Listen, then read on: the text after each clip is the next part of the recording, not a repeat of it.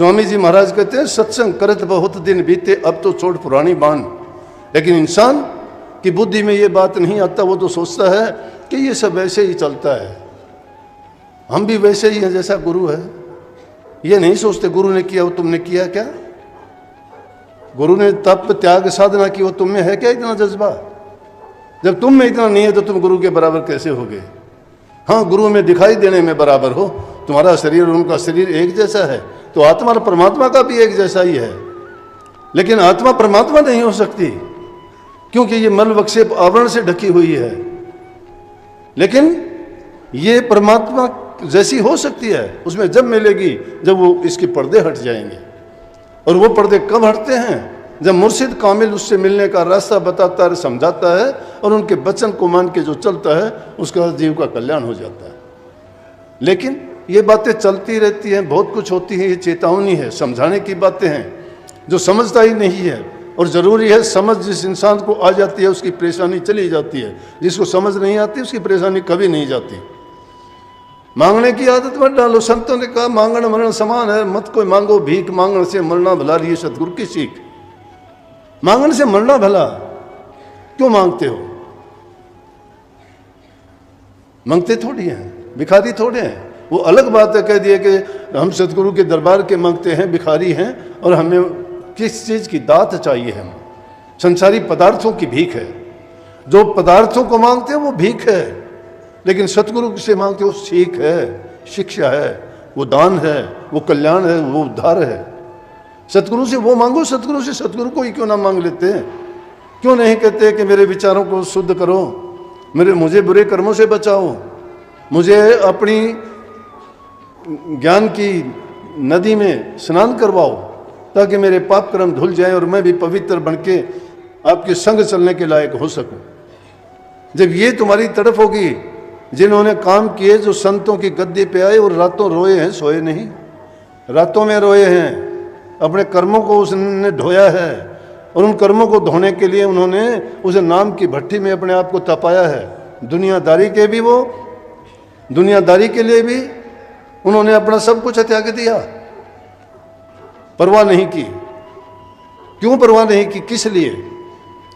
उनको ज्यादा जरूरत है कुछ? नहीं। जब तक इंसान त्याग नहीं करता है, जब तक किसी का होके नहीं रहता है, उसको कुछ नहीं मिलता। और मिले भी गा तो उससे उसका भला भी नहीं हो सकता। ये और बताऊं मैं, इजी कम इजी को, जो आसानी से आता है आसानी से चला भी जाता है। जो इंसान मेहनत करता है, मेहनत में यकीन और विश्वास करता है, वही उसको फलीभूत होता है। तो सबसे बढ़ के नाम का धन है। हमारे साधो राम नाम धन खेती, इस खेती में बड़ा नफा है, वो क्यों ना आगे थी। हर काम के लिए योजना बनाओ, प्लानिंग करो, उसके लिए समय सारणी बनाओ। बीता समय बीती ताई बिसार दे, आगे की सुध ले, कोई बात नहीं। जब चेते तब ही बल्हार, मोह नींद से जाग। संतों की संगत मिले नानक ऊंचे भाग। संतों की संगत जिसको मिल जाती है उसके ऊंचे भाग होते हैं। लेकिन जो बीत गई है उसको बिसार दो, उस पर पछतावा करना नहीं, उससे शिक्षा लो। वो जो चली गई है वो वापस नहीं आएगी, लेकिन उससे शिक्षा ले लोगे तो भविष्य को बना लोगे कि मैंने जो गलतियां की थी वो गलतियां मैं आगे के अंदर अब भविष्य में नहीं दोहराऊंगा। तो आगे आने वाले समय के लिए, कल से 2022 का साल लग रहा है, नया साल होगा, उसके अंदर पूरी प्लानिंग के साथ ये तैयारी करो कि जो हो गया वो तो हो गया, लेकिन मैंने पिछलियां जो गलती की थी आगे के आने वाले समय में उन गलतियों को ना दोहराऊं। जितना मेरे से बन सके मैं मन को भक्ति में लगाऊं। जो मेरे अंदर बुराइयां हैं एक एक करके उनको दूर करूं। जितना मेरा जीवन बचा है उसमें नेक कर्म करके, नेक कमाई करके, परहित पर उपकार, बूढ़े बुजुर्गों की सेवा और छोटों से प्यार करके अपने जीवन में शांति लाऊं और दूसरों को भी शांति देने का कार्य करूं। जब ऐसी भावनाएं आपकी हो जाएंगी, नाम के ही गुण हैं ये गुण जिस इंसान में जब तक नहीं आते हैं नाम नहीं कमा सकता। चाहे कोई कितना भी त्यागी हो जाओ, कितना एकांतवास कर लो। कभी यूं सोचते हो 4 बात याद करके ज्ञानी नहीं बन जाता इंसान। ब्रह्म ज्ञान जब तक नहीं, और ज्ञान सब ज्ञान ब्रह्म ज्ञान सोई ज्ञान। उस ब्रह्म ज्ञान को प्राप्त करने के लिए ये सीढ़ियां चढ़नी ही पड़ेंगी। इन सीढ़ियों पर से जो होके गुजरता है वो ब्रह्म ज्ञान का भागी होता है, नहीं उनको नहीं मिलता ये। उसको जब पा जाओगे तो आपके जीवन के सभी रास्ते खुल जाएंगे, मंजिल आपकी तरफ आनी शुरू हो जाएगी, आपको चलने की जरूरत नहीं होगी जाके, ना कहीं आना ना कहीं जाना, आप पे बीच आप समाना है। ये खोज अपनी ही करनी है। अपनी खोज जब कर पाओगे, पहले अपने दोष और गुणों की पहचान कर लोगे। हम अपने दोषों को तो देखते नहीं हैं, दूसरों की गलतियां हैं, दूसरों को देख के खुश होते हैं, अपने गुण का पता ही नहीं है। दोष पर आए देख के चले हसंत हसंत, अपना याद न आवी जाका आद न अंत।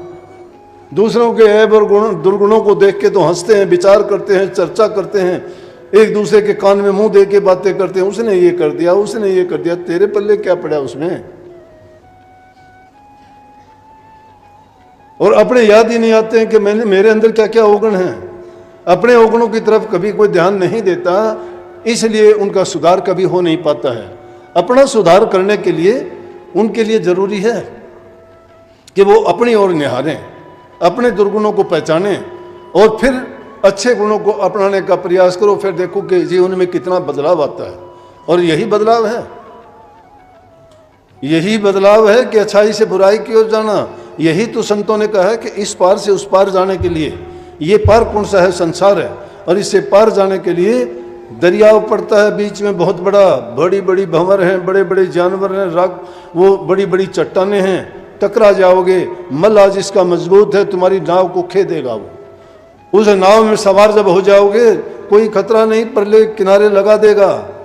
जब मल्ला आपका मजबूत है, नाव आपकी मजबूत है, लेकिन जिस नाव में पानी भरता है, मतलब जिसके जीवन में अच्छे गुण जिसने नहीं अपनाए उसकी नाव में पानी भरता है। और जिस नाव में पानी भरता है वो डूब जाती है, किसी को करने की जरूरत ही नहीं है, अपने आप डूब जाएगी। नेक कर्म करके किसी पर एहसान नहीं करना, उसके लिए बदले में हम चाहते नहीं है कुछ भी। हाँ, किसी की बुराई करके इंसान को जरूर पश्चाताप करना चाहिए, तौबा करनी चाहिए कि मेरे से ये गलती हुई है, आइंदा के लिए मैं ऐसी गलती कभी नहीं करूँगा। लेकिन ये इंसान कुछ अपने ऊपर ज़्यादा यकीन करता है, खोटे मंदे कर्म करके अपने आप को ज़्यादा वो चतुर चालाक समझता है, लेकिन वो ये नहीं सोचता कि जिस दिमाग से, जिस बुद्धि से, जिस अक्ल से तू सोचता है, दूसरे लोग भी ऐसा ही सोचते होंगे। लेकिन इसमें अगर कोई अच्छा काम है तो दूसरे की नकल करो, अगर कोई बुराई है तो उसकी शक्ल भी ना देखो। अच्छे तब बनोगे जब अच्छों की संगति करोगे, नेक इंसानों का संग करोगे। बुरे का संग करके कोई अच्छा नहीं हो सकता। संगति जिस इंसान की बिगड़ गई उसका सारा जीवन बिगड़ जाएगा।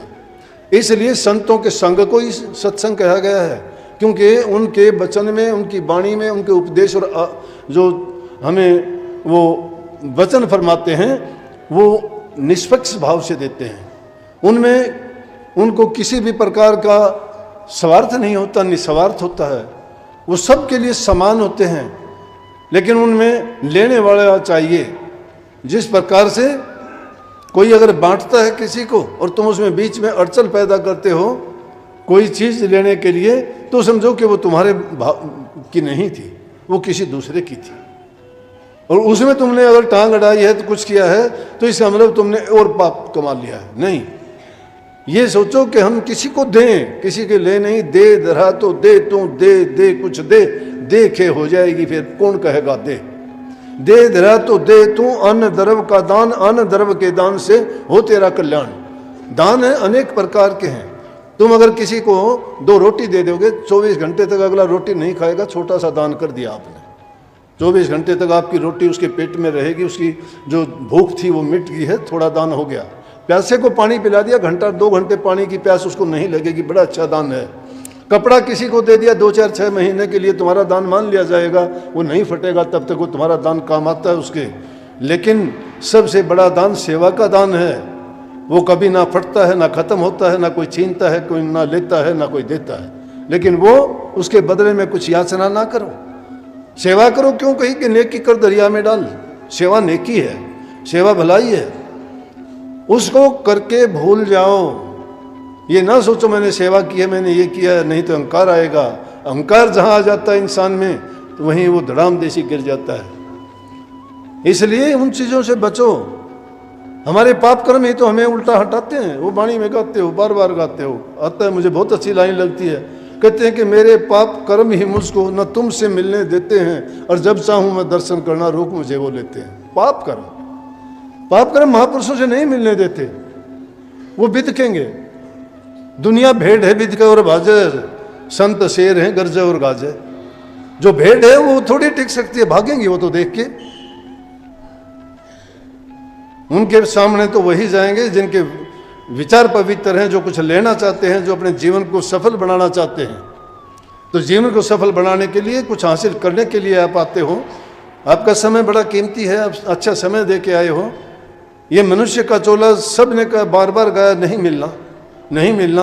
अब एक निकम्मे आदमी कह दें कि नहीं मिलना, तो हम तो जो करना वो अभी करेंगे, खोटे मंदे अभी करेंगे। अरे खोटे मंदे नहीं, पिछले करके तो ये परिणाम भोग रहे हो, अब जो करने लग रहे हो अपना भविष्य देख लेना। इसी जीवन में कर्म का जो फल होगा तुम्हारे सामने ही होगा, नहीं बच पाओगे।